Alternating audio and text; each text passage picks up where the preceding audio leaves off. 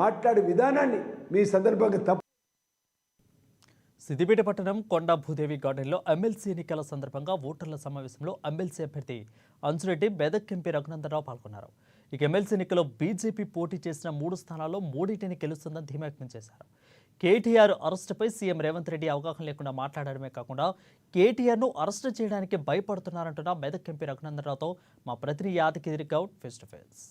MLC ఎన్నికల సందర్భంగా సిద్దిపేట పట్టణంలోని కొండ భూదేవి గార్డెన్లో ఓటర్ల సమావేశంలో అభ్యర్థి అంజిరెడ్డితో పాటు మెదక్ ఎంపీ రఘునందనరావు పాల్గొనడం జరిగింది.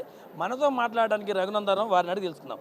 సార్ చెప్పండి, ప్రచారం ఎలా జరుగుతుంది? పట్టభద్రుల నుండి కానీ ఉపాధ్యాయుల నుండి ఎలాంటి స్పందన వస్తుంది? మీరు ఎన్ని స్థానాలు గెలవబోతున్నారు? పోటీ చేస్తున్న అన్ని స్థానాల్లో గెలుస్తుంది భారతీయ జనతా పార్టీ మాత్రమే.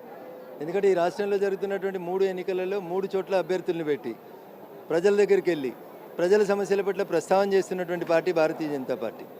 గతంలో 2007 నుంచి శాసనమండలి గెలిచినటువంటి అభ్యర్థుల్ని గమనంలోకి తీసుకుంటే ఏ పార్టీ నుంచి గెలిచినా, ఏ స్థానం నుంచి గెలిచినా, ఏ మందల గడితేంది పోయి ఆ మందలు ఇంత చాలన్నట్టు అధికార పక్షం లోపల చేరి వాళ్ళు గ్రాడ్యుయేట్స్ ఎమ్మెల్సీ అయితే గ్రాడ్యుయేట్ సమస్యల్ని మర్చిపోయినరు, టీచర్స్ ఎమ్మెల్సీ అయితే టీచర్ సమస్యల్ని మర్చిపోయినరు. వాళ్ళు కేవలం గెలిచి అధికార పార్టీ పంచన చేరడానికి మాత్రమే ఎమ్మెల్సీలు అనేటువంటి ఒక చెడ్డ పేరు తీసుకొచ్చారు. కాబట్టి మార్పు తీసుకురావడం కోసం, ప్రజల పక్షాన్ని నిలబడడం కోసం, సమస్యల పరిష్కారం కోసం, పెద్దల సభలో గొంతు వినిపించడం కోసం మా అభ్యర్థులను గెలిపించబోతున్నారు ప్రజలు. దీన్ని చేతనైతే కాంగ్రెస్ పార్టీ రెఫరెండంగా తీసుకోమని నేను ముఖ్యమంత్రి గారికి సవాల్ విసురుతున్నాను. మంత్రి కొండా సురేఖ మాట్లాడుతూ పార్లమెంటు ఎన్నికల్లో 8 మంది ఎంపీలను గెలిపించడం జరిగింది. ఎంపీలను గెలిపిస్తే కేంద్రంలో బీజేపీ ప్రభుత్వం వస్తుంది కాబట్టి మేము నిధులు తీసుకురాగలుగుతాము అని చెప్పి 8 మంది ఎంపీలను గెలిపించినా కూడా ఒక గుండు సున్నా మాత్రం వచ్చింది. రాష్ట్రానికి ₹1 కూడా నిధులు తీసుకురాలేదు. 8 మంది ఎంపీలు ఉండి అని చెప్పేసి కొండా సురేఖ మాట్లాడడం జరిగింది. వారికి ఏం చెప్పదలుచుకున్నారు మీరు? గౌరవనీయులు మంత్రివర్యులు కొండా సురేఖ గారికి నాదొక విజ్ఞప్తి. అక్క, నువ్వు కూడా చాలా రోజుల నుంచి మంత్రి పదవి చేస్తున్నావు కదా, బడ్జెట్ పెడతారు కదా, వరంగల్కి ఇన్ని పైసలు, మహబూబాబాద్కి ఇన్ని పైసలు, కరీంనగర్కి ఇన్ని పైసలు అని బెటర్ అక్క.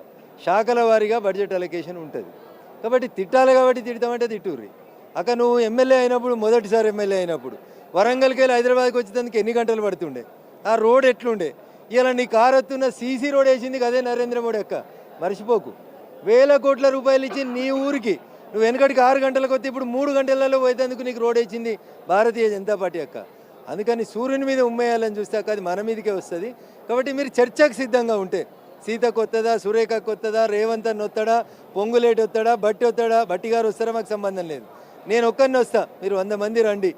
14 నెలల మీ పాలనకి, 11 సంవత్సరాల మా పాలనకి చాలా చర్చకు నేను సిద్ధంగా ఉన్నా.